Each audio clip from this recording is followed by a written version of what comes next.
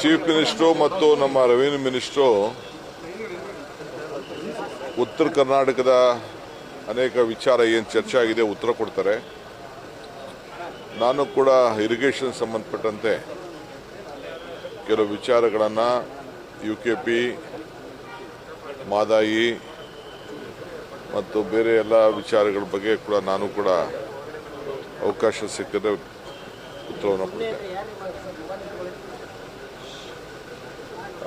ಭಾಳ ಸಮಾಧಾನಕರವಾಗಿ ನಡೆದಿದೆ. ರೈತರಿಗೆಲ್ಲ ಅನುಕೂಲ ಆಗಿದೆ.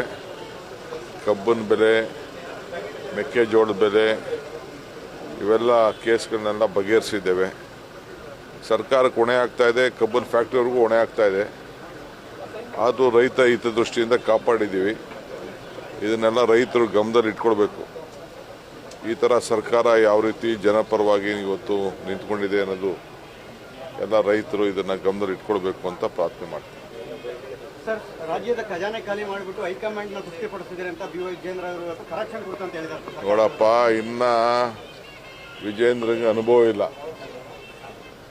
ಖಜಾನೆ ಯಾವ ಖಜಾನೆ ಖಾಲಿಯಾಗಿದೆ? ಯಾವ ಖಜಾನೆ ಖಾಲಿಯಾಗಿದೆ ಹೇಳಬೇಕು. ಬಾ ಅಸೆಂಬ್ಲಿಲಿ ಮಾತಾಡಕ್ಕೆ ಹೇಳಿ. ಎಲ್ಲ ತಪ್ಪಿಸ್ಕೊಂಡು ಎಲ್ಲ ಹೋಗಿ ಎಲ್ಲ ಇರೋದಲ್ಲ, ಬಂದಿರೋ ಮಾತಾಡಲಿ ಅಸೆಂಬ್ಲಿಲಿ. ಅದು ಯಾವ ಖಜಾನೆ, ಯಾವ ಕಲೆಕ್ಷನ್ನು, ಅವ್ರ ಕಲೆಕ್ಷನ್ನು, ಅವ್ರ ಅಕೌಂಟ್ಗಳು, ಅವ್ರ ಟ್ರಾನ್ಸ್ಫರ್ಗಳೆಲ್ಲ ಬಿಸ್ಬೇಕಾ? ಬಂದು ಅಸೆಂಬ್ಲಿಲಿ ಮಾತಾಡಕ್ಕೆ ಹೇಳಿ. ಮಾತಾಡ್ತೀವಿ. ನನಗೂ ಗೊತ್ತಿದೆ ಏನೇನು ಮಾತಾಡಬೇಕು ಅಂತ.